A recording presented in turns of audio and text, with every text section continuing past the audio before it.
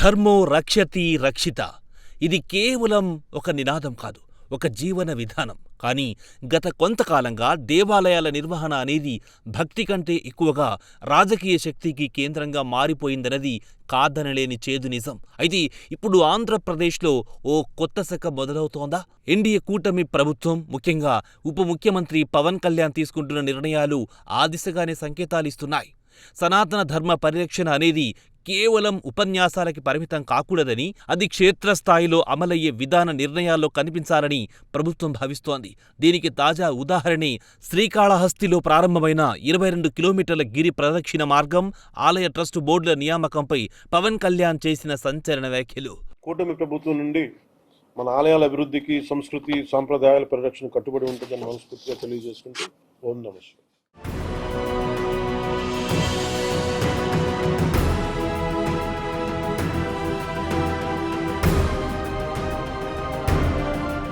ఇక్కడ గమనించాల్సిన ప్రధానాంశం అధికారం, బాధ్యత మధ్య ఉన్న సన్నని గీత.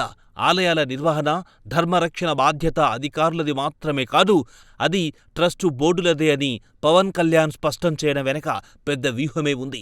దశాబ్దాలుగా మన వ్యవస్థలో దేవాలయాల ట్రస్టు బోర్డు పదవులంటే ఎన్నికల్లో ఓడిపోయిన వారికి, పార్టీకి సేవ చేసిన వారికిచ్చే రాజకీయ పునరావాస కేంద్రాలుగా మారిపోయాయి. దేవుడి సొమ్ము, భక్తుల కానుకలు రాజకీయ అవసరాలకు మళ్ళాయన్న ఆరోపణలు కోకొల్లలు. కానీ పవన్ కళ్యాణ్ మాటల్లోని ఆంతర్యం, ఈ వ్యవస్థ ప్రక్షాళన జరగాలని బోర్డు సభ్యులుగా రాజకీయ నాయకులు కాదు, ఆధ్యాత్మిక చింతన, సేవా దృక్పథం ఉన్నవారే ఉండాలన్నది ఈ ప్రభుత్వ సంకల్పంగా కనిపిస్తోంది. ఇది అమలైతే ఆలయాల నిర్వహణలో రాజకీయ జోక్యం గణనీయంగా తగ్గుతుంది.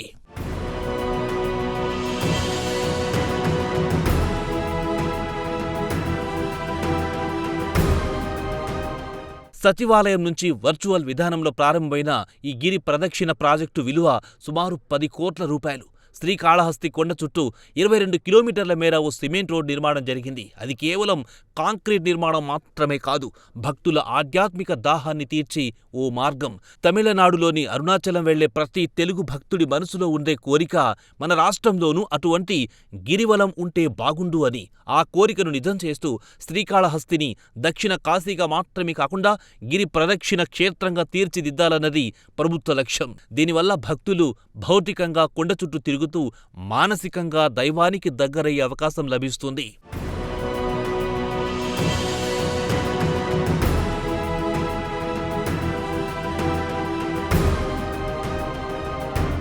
అభివృద్ధి అంటే ప్రకృతిని పగలగొట్టడం కాదు, ప్రకృతితో కలిసి ప్రయాణించడం.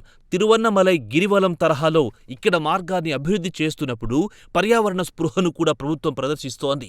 మహాశివరాత్రి ఉత్సవాల అనంతరం ఈ 22 కిలోమీటర్ల మార్గానికి ఇరువైపులా మొక్కలు నాటాలని పవన్ కళ్యాణ్ ఆదేశించారు. అంటే భవిష్యత్తులో భక్తులు నడిచేది మండుటెండల్లో సిమెంటు రోడ్డు మీద కాదు, పచ్చని చెట్ల నీడల్లో స్వచ్ఛమైన గాలిని ఆస్వాదిస్తూ సాగే ఆధ్యాత్మిక యాత్ర అది. కాంక్రీట్ నిర్మాణాలకి పరిమితం కాకుండా ఎకో ఫ్రెండ్లీ టూరిజాన్ని ప్రోత్సహించడం స్వాగతించదగ్గ పరిణామం.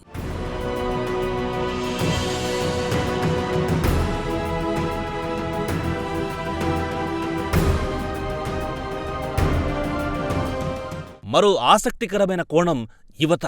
సాధారణంగా దేవాలయాలంటే పెద్దవారికి పరిమితమనే భావన ఉంది. కానీ ఎప్పుడైతే ఇలాంటి గిరి ప్రదక్షిణ మార్గాలు ప్రకృతి ఒడిలో నడిచే దారులేర్పడతాయో అది యువతను కూడా ఆకర్షిస్తుంది. ఈ మధ్య కాలంలో స్పిరిచువల్ ట్రేకింగ్ పట్ల యువతలో క్రేజ్ పెరుగుతోంది. జిమ్ బాడీలు, కాంక్రీట్ జంగిల్ నుంచి బయటపడి మానసిక ప్రశాంతత కోసం వెతికే ఐటీ ఉద్యోగులకు, విద్యార్థులకు శ్రీకాళహస్తి గిరి ప్రదక్షిణ ఓ కొత్త గమ్యస్థానంగా మారుతుంది. ఇవి భక్తిని, ఆరోగ్యాన్ని ఒకే చోట చేర్చే అద్భుత వేదిక.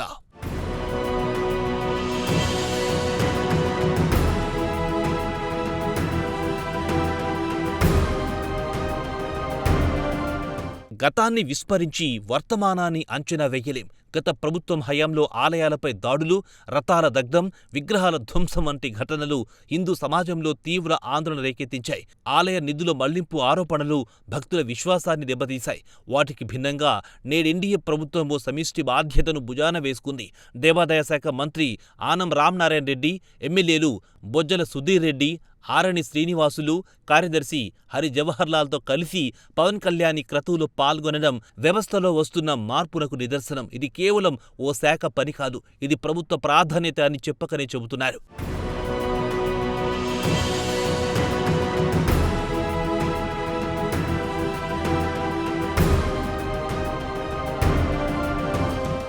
ఈ గిరి ప్రదక్షిణ ప్రారంభోత్సవం ఓ రోజు కార్యక్రమాల్లో కనిపిస్తుండొచ్చు, కానీ లోతుగా గమనిస్తే ఇది పవన్ కళ్యాణ్ ఎప్పటి నుంచో చెబుతున్న వారాహి డిక్లరేషన్ అమల్లో ఒక భాగం మాత్రమే.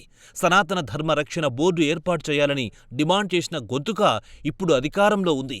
ఆ అధికారాన్ని ఉపయోగించి దేవాలయాలను రాజకీయ విముక్తి చేయడానికి, ధార్మిక కేంద్రాలుగా మార్చడానికి వేస్తున్న తొలి అడుగిది. శ్రీకాళహస్తి ప్రాజెక్టు ఈ పెద్ద ప్రణాళికలో ఓ చిన్నదే కావచ్చు, కానీ బలమైన ఉదాహరణ.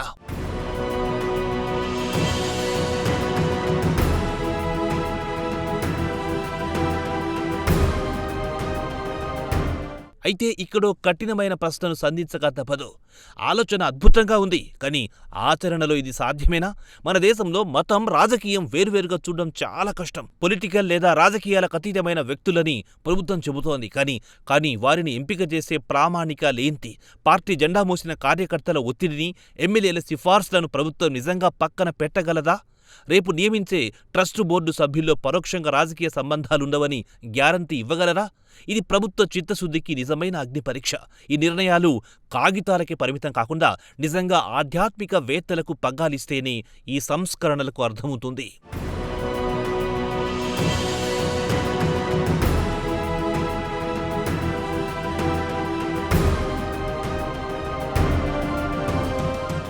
ఆధ్యాత్మికతకు ఆర్థిక కోణం కూడా ఉంది. తిరువణ్ణామలైలో పౌర్ణమి రోజున జరిగే గిరివలం వల్ల అక్కడ కోట్లాది రూపాయల వ్యాపారం జరుగుతుంది. స్థానిక ఆటోవాల నుంచి పూలమ్మే బామ్మ వరకు అందరికీ ఉపాధి దొరుకుతుంది. ఇప్పుడు శ్రీకాళహస్తిలో ఈ గిరి ప్రదక్షిణ పూర్తిస్థాయి అందుబాటులోకి వస్తే ఇక్కడి స్థానిక ఆర్థిక వ్యవస్థ రూపురేఖలు మారిపోతాయి. రవాణా, హోటళ్లు, పూజా సామాగ్రి విక్రయాలు జోరందుకుంటాయి. పర్యాటకం అంటే కేవలం విదేశీయులు రావడమే కాదు, మన ఊరి గుడికి మన రాష్ట్ర నలుమూలల నుంచి భక్తులు రావడమే నిజమైన ఆర్థిక ఊతం.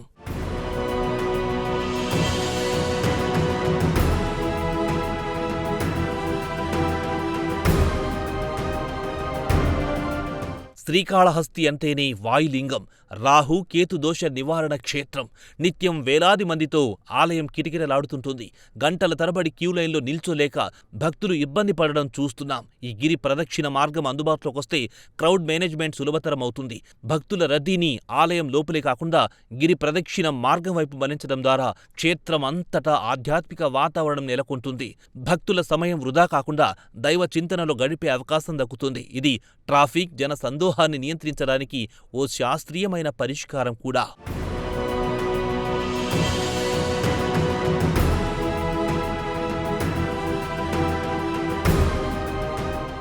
కానీ ప్రభుత్వం కేవలం రోడ్డు వేసి చేతులు దులుపుకుంటే సరిపోదు. 22 కిలోమీటర్లు నడవడం అంటే సామాన్య విషయం కాదు.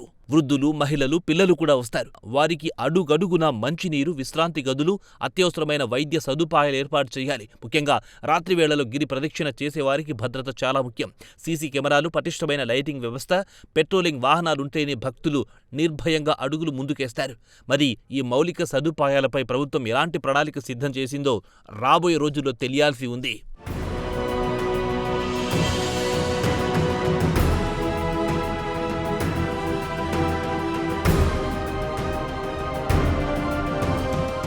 శ్రీకాళహస్తిలో జరుగుతున్న ఈ మార్పు ఒక ప్రయోగం మాత్రమే కాదు, రాబోయే రోజుల్లో రాష్ట్ర వ్యాప్తంగా జరిగే ఆధ్యాత్మిక విప్లవానికి నాంది. ఈ మోడల్ విజయవంతమైతే శ్రీశైలం, సింహాచలం, బెజవాడ, కనకదుర్గ వంటి మహాక్షేత్రాల్లో కూడా రాజకీయ రహిత ట్రస్టు బోర్డులు, గిరి ప్రదక్షిణ మార్గాలు, ఆధ్యాత్మిక పర్యాటక అభివృద్ధిని మనం ఆశించవచ్చు. సనాతన ధర్మం అంటే కేవలం గుడి కాపాడుకోవడమే కాదు, ఆ గుడి చుట్టూ ఉన్న వ్యవస్థను స్వచ్ఛంగా ఉంచుకోవడం. పవన్ కళ్యాణ్ వేసిన ఈ అడుగు ఆ లక్ష్యాన్ని చేరడానికి ఎంత దూరం ప్రయాణిస్తుందో కాలమే సమాధానం చెప్పాలి.